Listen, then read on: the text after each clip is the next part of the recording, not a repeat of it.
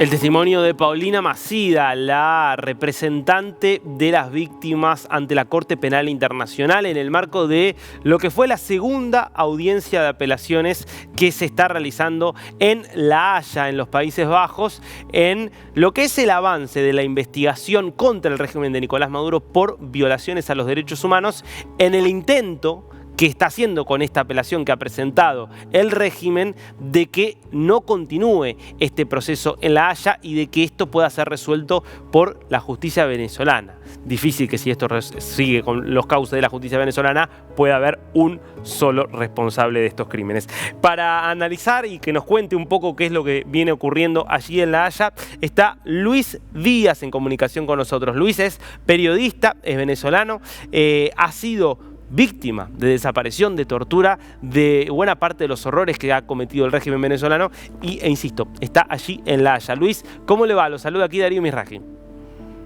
Darío, un abrazo gigantesco. Lo que ha pasado en La Haya esta semana es importantísimo para la causa venezolana porque el Estado intentó frenar, detener la investigación que se está haciendo sobre Venezuela con distintos recursos, hasta que la Sala de Apelación de la Corte Penal Internacional decidió hacer estas sesiones en su sala para poder escuchar a las partes. Las partes fueron el defensor del Estado venezolano, es decir, en este caso los posibles perpetradores, y del otro lado no estuvo una parte, hubo dos: la oficina del fiscal de la Corte Penal Internacional, que desea seguir la investigación, y la oficina de atención a víctimas, que habló entonces en nombre de miles de personas que han llevado su testimonio, o de organizaciones no gubernamentales que la han llevado hasta la Corte Penal Internacional.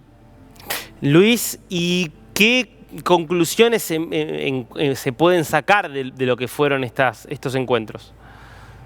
Bueno, lo primero es que la Sala de Apelaciones no tomó una decisión, sino que aparecerá en las próximas semanas. Este es un comité que debe evaluar con total imparcialidad lo que se presentó. Y para resumir un poco de qué se trató, el Estado venezolano lo que quiso fue criticar la forma, no el fondo. El fondo es que en Venezuela se han cometido crímenes de lesa humanidad y el Estado pues no los quiere investigar. Entonces aquí se han dedicado más bien a hablar de la forma. Por ejemplo, el Estado venezolano dice que le envió a la Corte Penal Internacional 25.000 folios para demostrar lo que ha pasado en el país, y la Corte pues no los tradujo del español al inglés y al francés. Y por supuesto que la Corte le respondió que la responsabilidad es del Estado, es el Estado el que tiene que hacer esas traducciones, pero que además esos miles de folios no tienen nada que ver con lo que se le solicitó. Por ejemplo, el Estado había enviado que si manuales, tweets, recortes de periódicos y otras cosas, y lo que le estaba pidiendo a la Corte Penal Internacional eran expedientes policiales, básicamente para ver si los casos se están investigando y cuál es el estado de los casos. Entonces, ese intento de spam, ese intento de retrasar los tiempos de la Corte, fueron respondidos, fueron rechazados en este espacio de la Sala de Apelación, y así como te cuento esto, fueron 6 cosas distintas, 6 observaciones con las que el Estado quería retrasar el proceso y recibió respuesta de cada una. Lo más importante para las víctimas es que por fin están siendo escuchadas y al mismo tiempo protegidas. Nadie puede decir todavía cuáles son los casos específicos que estudia la Corte, porque por su propia característica no hemos llegado a esa etapa, pero sí es un hecho además inédito, porque en toda la historia ningún país del continente americano había llegado tan lejos en la Corte Penal Internacional. Así que estamos en un terreno totalmente nuevo para todos. Bueno, el régimen venía haciendo, ¿no? Desde hace bastante tiempo, viene trabajando para tratar de que esto no prospere en la Corte. De hecho, trató hasta de mostrarse cooperativo, colaborativo. Recibió Maduro al fiscal Khan, el fiscal ante la Corte. La sensación, Luis, es que no estarían dando los resultados que esperaba el régimen, ese mostrar una buena cara, vamos a decir así, ante el mundo. Es que es bastante complejo lo que está ocurriendo, y hay que decir que son varios procesos en simultáneo.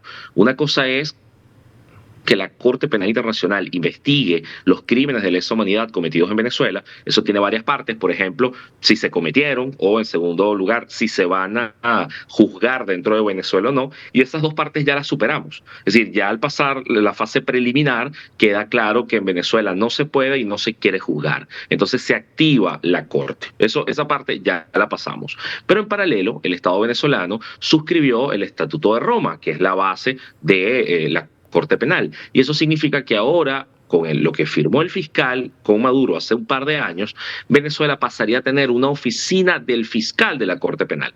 Eso no tiene que ver con el proceso de investigación venezolano. Eso es solamente una oficina para hacer cooperación técnica con el aparato de justicia venezolana para el futuro, es decir, para que sepan hacer investigaciones, para que cumplan con estándares internacionales.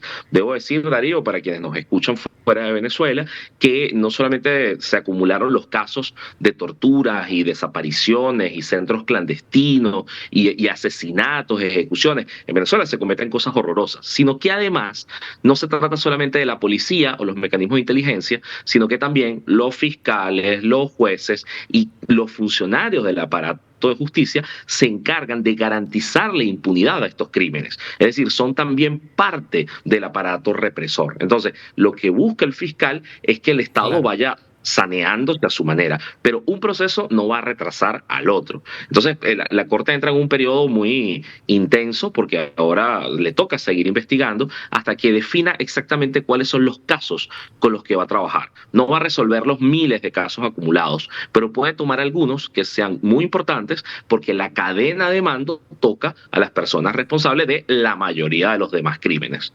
Clarísimo. Luis Carlos Díaz, es siempre un placer escucharte. Esperemos que esto prospere y que haya buenas noticias para el lado de la justicia.